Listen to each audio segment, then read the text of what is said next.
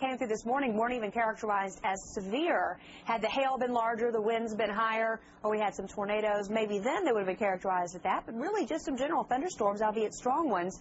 At this point, we're just looking at some shower activity. Let's check in with the Power of 5 radar network. You can see some showers moving across the tri-state. These are all moving generally to the northeast.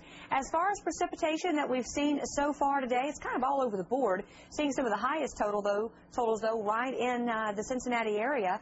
Here's some of the numbers we're looking at just around the downtown area, anywhere from an inch, and in some cases the radar estimating about 1.5 inches. As we get out toward Harrison, though, trace amounts of rain. Same thing in Mason, but as you get just north of Milford, another inch. Batavia, 1/3 of an inch. Rising Sun, 0.6 of an inch. So kind of hit or miss. The areas that saw some of those heavier thunderstorms obviously saw a little bit more rainfall totals, and we still have more to add on to this. Let's take a look outside. Right now, cloudy conditions. It's keeping the temperatures down.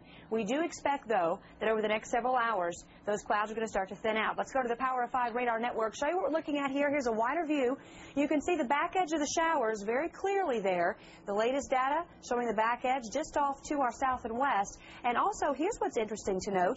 We've got sunshine. Let's take a look at the visible satellite. We have sunshine as we go back to our south and west as well. Already starting to clear out a little bit toward Louisville. Sunshine in Paducah and St. Louis. What's going to happen as those clouds work out and we see some sunshine coming in the next 2 to 3 hours, the air mass is going to rapidly destabilize. Let's check in with John Bateman now. He has more. All right, thanks so much, Kristen. Yeah, where we have that clear air out there, a lot of sunshine, temperatures really warming.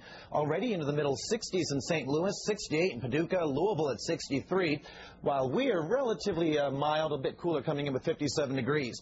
Well, as that sunshine starts to overspread the tri-state, that's going to help to destabilize the air. So it does look like we will become warmer and, yeah, a little bit more unstable by later this afternoon. Now, because of that, we are technically underneath a moderate risk for severe weather throughout the day and on in towards the evening hours.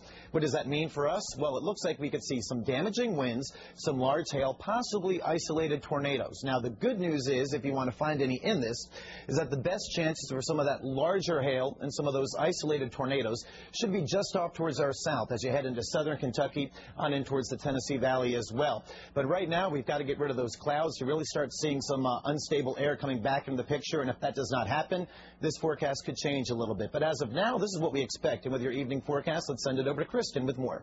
All right, I want to talk about the timeline we're looking at as we head through the rest of the day. Here's what we're expecting. The greatest threat for severe weather, generally looking at between 5 p.m. and 10 p.m. At 5 o'clock, just starting to see the storms probably beginning to move into the area. A little bit of sunshine. Thunderstorms, though, becoming likely. They'll be ongoing at 8 p.m. By 11 p.m., the cold front should have moved through. The severe weather's ended, turning colder, but still some showers in the area. We're going to have more details in your forecast as we head into the weekend. Michelle, we got some big changes coming up.